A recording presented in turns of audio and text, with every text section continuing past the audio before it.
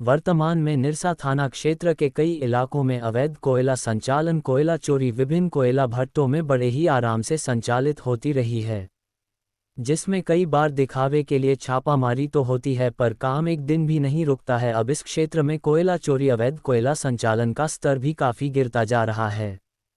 एक तरफ जहां अभी तक कोयला फैक्ट्री, कोयला भट्टों में अवैध कोयला संचालन का कार्य हो रहा था, अब ये कार्य खुले मैदान में तिरपाल से घेरकर तिरपाल डिपो का नाम देकर उस डिपो में अवैध कोयले का संचालन बड़ी ही जोर शोर से किया जा रहा है। अब ना तो फैक्ट्री की ज़रूरत है, नहीं कोयला भट्टा की ज़रूरत है,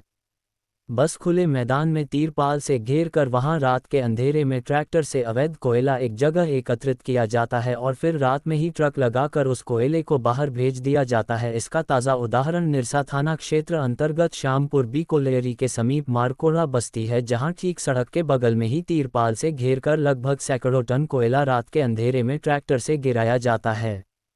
और फिर रात के अंधेरे में ही ट्रक लगाकर यह कोयले को लाद कर बाहर भेज दिया जाता है। प्रतिदिन उक्त मारकोड़ा तिरपाल डिपो से लगभग सैकड़ों टन अवैध कोयले का संचालन बड़े ही आराम से किया जा रहा है, पर इसकी सूचना ना तो पुलिस को है और न ही प्रशासन को मिली है,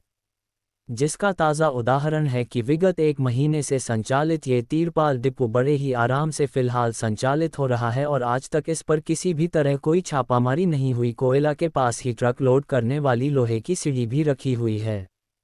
जिससे रात में ट्रकों पर यह कोयला लाद कर बाहर भेजा जाता है। सूत्रों की माने तो इस अवैध तिरपाल डिपो का संचालन इसी क्षेत्र की एक जनप्रतिनिधि द्वारा किए जाने का नाम आ रहा है,